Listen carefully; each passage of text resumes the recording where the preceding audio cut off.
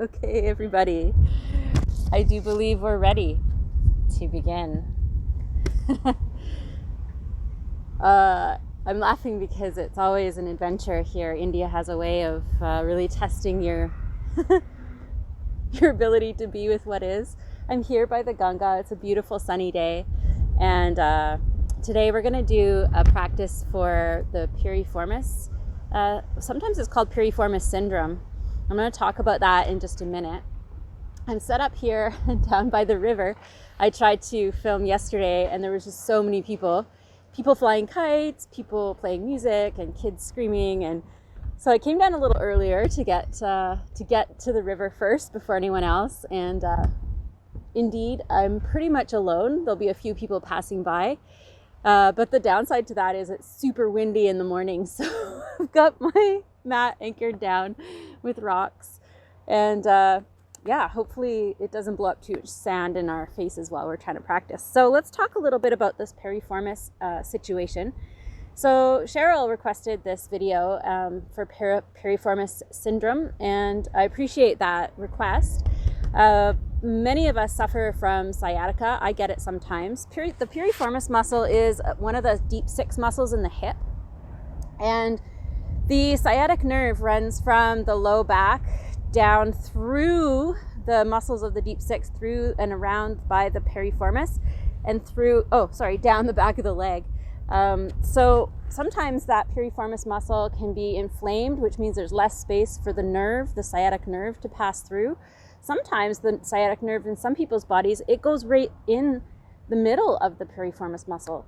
And in that case, that impingement on the nerve can cause pain all the way down the back of the leg. So things you don't want to do are straight leg forward bends, either seated or standing of any kind.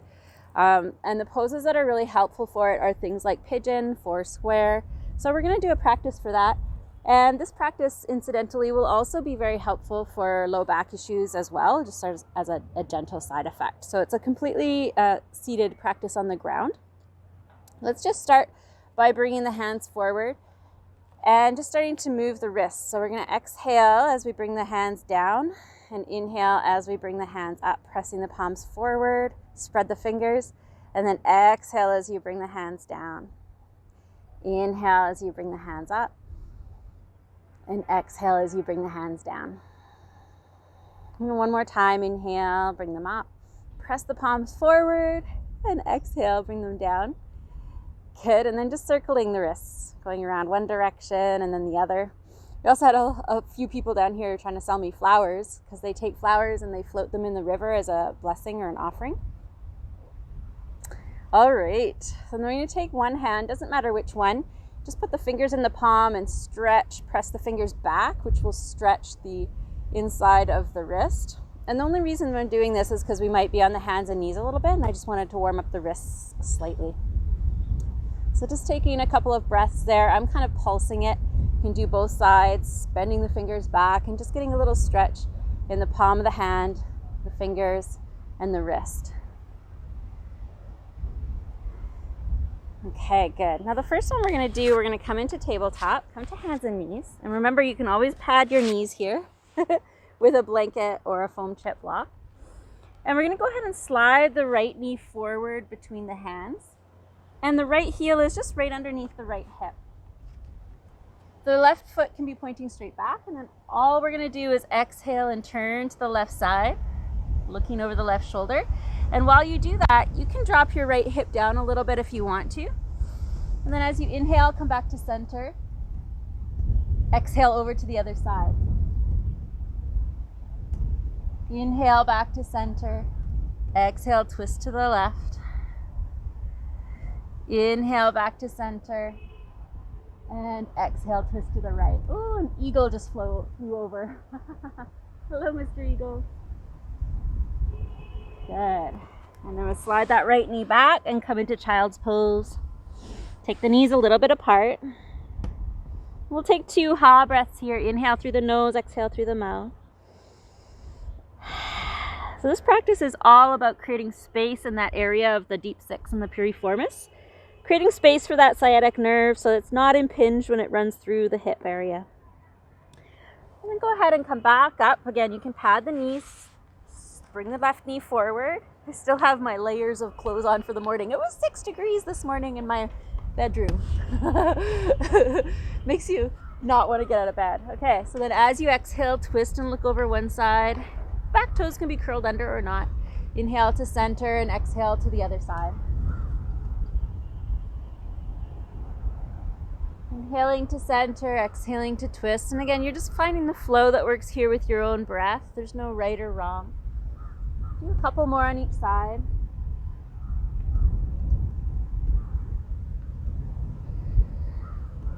This can also be stretching the psoas a little bit as well as in the hips slightly. And one more, inhaling center, exhaling the twist.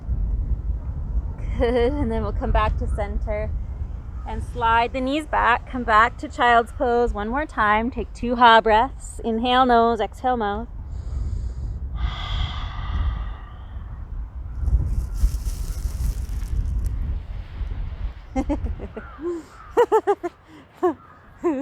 Nature's fun here. Go ahead and come up.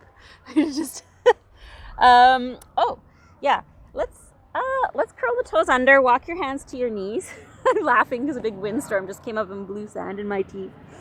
Find a forward bend, but we're going to really generously bend the knees and rest the elbows on the thighs. So if you find you're doing a yoga class anywhere and you have sciatica, just modify by bending the knees or even coming down into a squat. There's no reason that you need to be in a straight-legged forward bend that will agitate that sciatic nerve at all. And then as we inhale, we're going to reach arms up, come all the way up to standing, and exhale, sit down into chair. Good, I forgot I had one standing pose in this sequence, so I set my camera, it's going to cut off my head. So what we're going to do is we're going to come into one-legged chair. So I'm going to go ahead and stand up. It's going to cut off my head, but you're still going to be able to hear me. We're going to spread the toes on the right foot, take the left foot and cross the left ankle over, and then we're going to sit down into our one-legged chair. Hands at the heart. Flex this foot that's on the knee and sit deep. And you'll feel maybe a little stretch in the hip here. The wind is gonna blow me over. Oh yes, lovely. Let's change sides. Oh my gosh.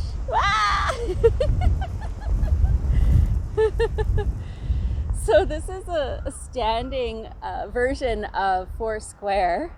We're gonna do several stretches that stretch out this outer hip. So you want to make sure this foot is flexed, the toes are pulling towards the knee, and you're sitting as deep as you need to get that stretch in the outer hip.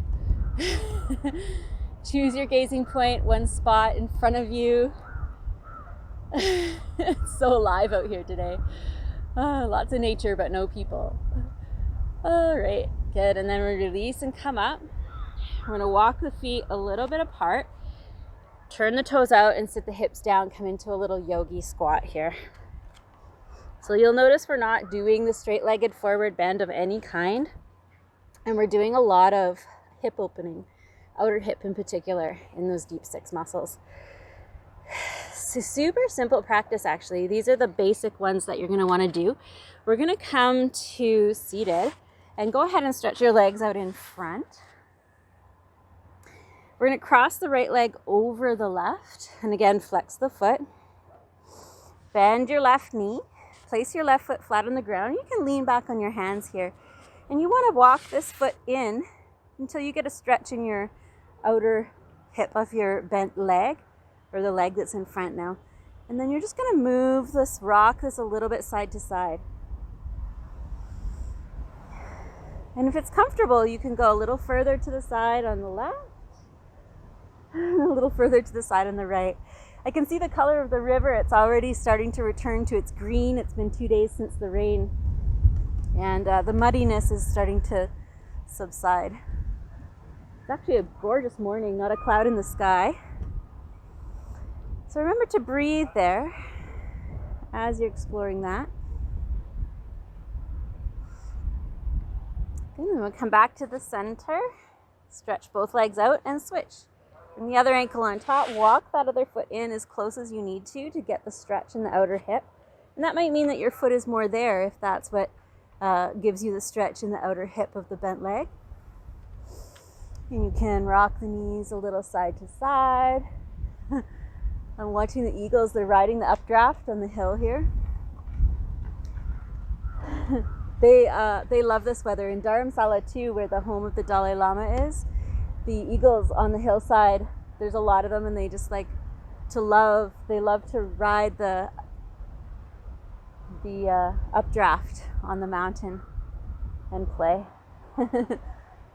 Good. So depending on how that feels, you might be going further to the side, or maybe it's just a little exploration in the middle. So it's really up to you. If it feels good to go deeper on each side, you're totally welcome to do that. I went to a yoga class for the first time at my ashram yesterday afternoon. It's a lovely female Indian teacher. And I found out that my teacher is actually coming in the middle of this month. And I thought he wasn't coming till the end of this month after I'm gone already. So if I'm lucky, I'll get to go to some of his classes. I'm really excited about that. Super excited about it, actually. Okay, come back to center. We're going to come into a low lunge. Swing your legs to the side. And step your right foot forward. Pad the back knee if you need with some softness. I'm going to grab my coat because that is very hard concrete underneath my knee. Oh yeah, that's better. All right, so right foot stepping forward, back toes curled under, sink your hips as far forward as they go. We're gonna twist to the right side. So make sure your front knee is over your front ankle. The hand can either be on the knee and hip or elbow wrapped with hands in prayer. We'll twist to the right first with the right foot forward. You just want to draw your belly in a little bit to protect the low back.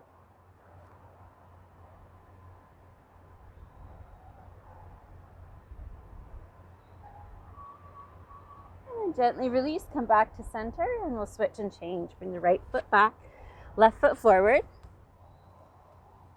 Sink the hips forward and down until you get to your maximum. Draw the belly in, grow tall, and then twisting to the left side, hand on the knee and the hip, or wrapping elbow and taking prayer hands. Squeeze the belly, smile and breathe.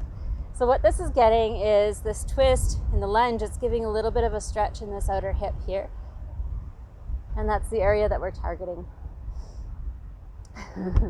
I couldn't get out of the house this morning without having breakfast. My sister-in-law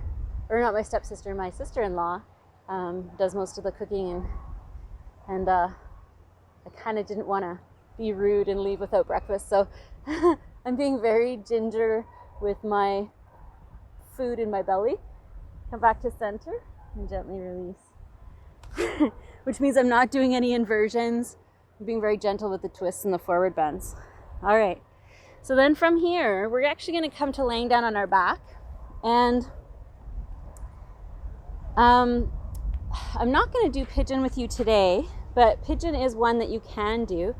Actually, let's quickly just do pigeon. And so from hands and knees, slide your left knee forward into the outside of your left wrist. Back foot, toes are curled under. Now, if this hurts your knee, you know you're going to skip this, fast forward, and we'll do another version on our back. Flex the feet a little bit so the toes are pulling back. They're not sickling too much. And then square the hips up here. So the left hip draws back, right hip draws forward. And then as you need to, you can start to walk your back knee back a little bit to get more of a stretch. And we're just going to stay high in this pigeon and do a little bit of a hugging in action. So the right hip is pulling forward. The straight leg hip is pulling forward. My left hip is pulling back. So they're trying to even out a little bit. I'm just taking a couple of breaths there into that outer left hip. Oh, it's going to be a beauty of a day. Good, and then let's change. Remember, you're breathing the whole time. Slide back to hands and knees. Bring the right knee to the outside of right wrist. Flex this front foot a little bit. Slide the back knee back until you get to your edge. Square your hips. Draw this time the right hip back, left hip forward. So the front leg, that hip draws back, the back leg hip draws forward, and that will cause you to engage through your core. It will cause you to draw yourself up nice and tall. Breathing here. And you'll notice one side is tighter than the other. And I would say that if you have this piriformis syndrome more on one side, sciatica more on one side, do that side twice as long or do that side twice, just to give it that extra little bit of love.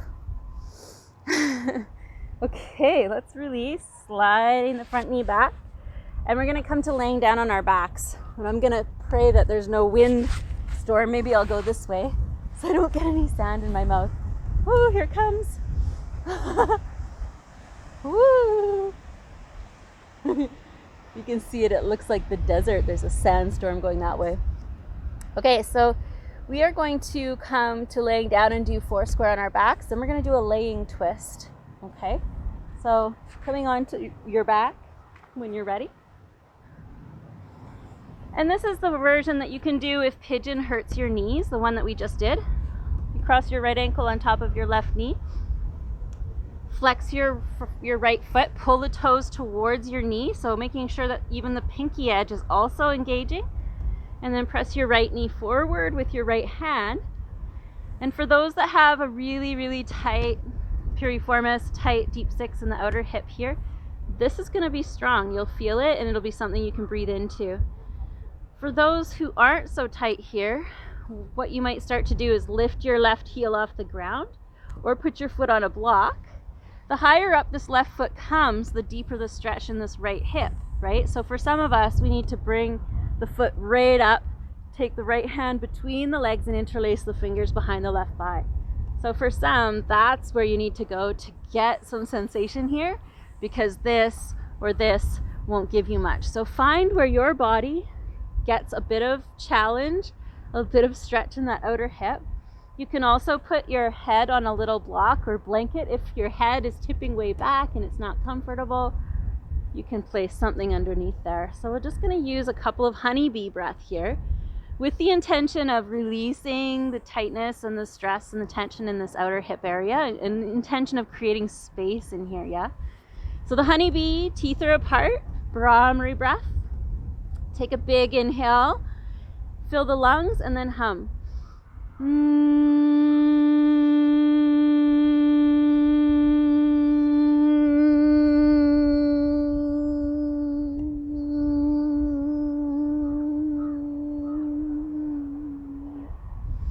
One more inhale.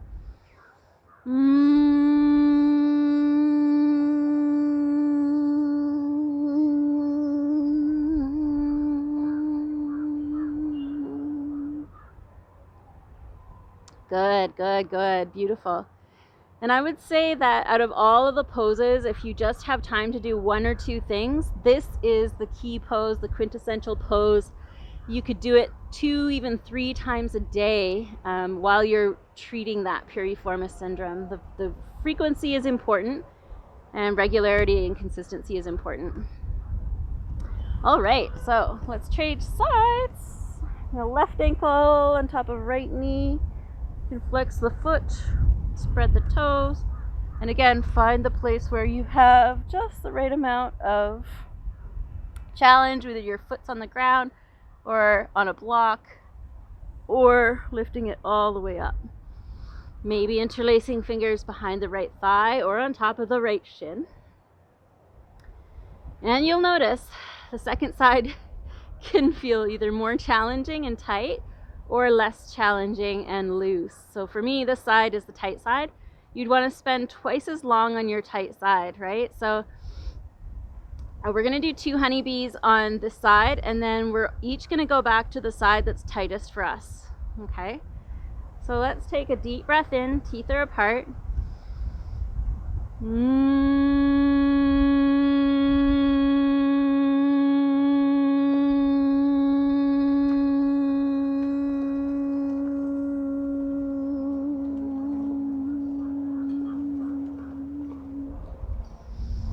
Beautiful. One more big breath in.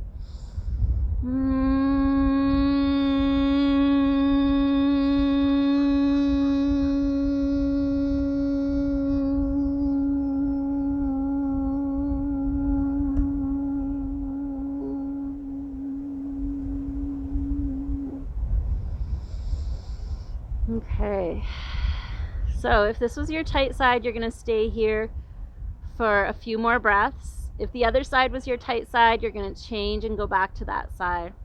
And what we're going to use here is a ha breath, which helps to release tension in the jaw and the shoulders that we might be inadvertently holding.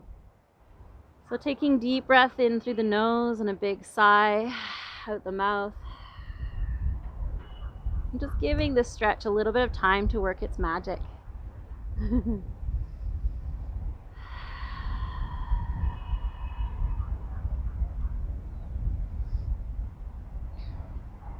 This is also a good one if you've been sitting for a long period of time, driving or what have you.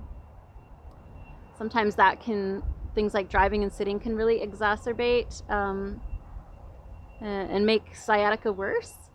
And also stooping over. So if you're like washing hair in a hair salon or vacuuming or raking, those kinds of actions can really pull on that sciatic nerve. Okay, so starting to feel like it's releasing here on the side. Let's take 2 more ha breaths and then we'll let it go.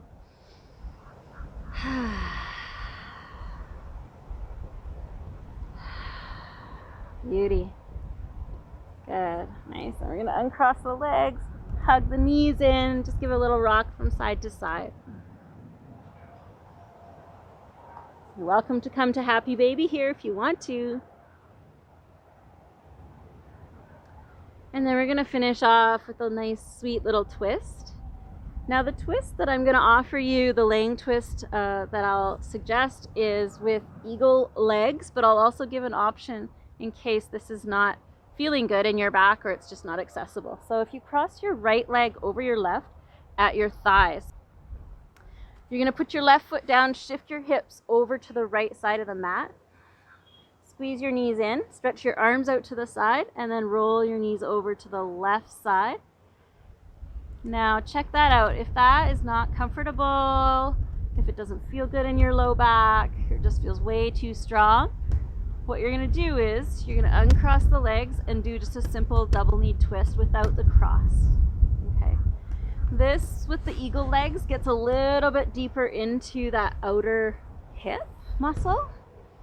But again, if it just doesn't feel sweet in your back, make sure that you're modifying by uncrossing the legs as needed. And we're going to take 1 honeybee breath here.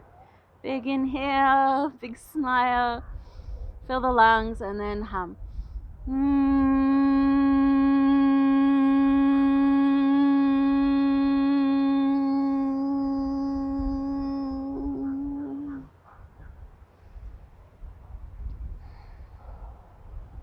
Good, and we'll release, come back to center, and uncross the legs. And we'll change sides, cross left over right, or if you're doing the uncrossed version, you can shift your hips over to the left side of the mat and then roll your knees over to the right side.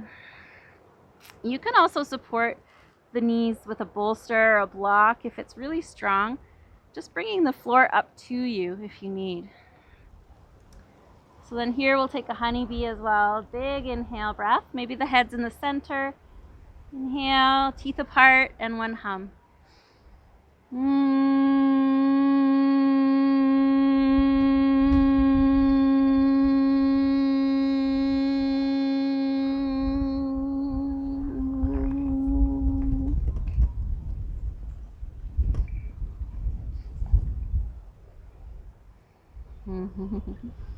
So beautiful.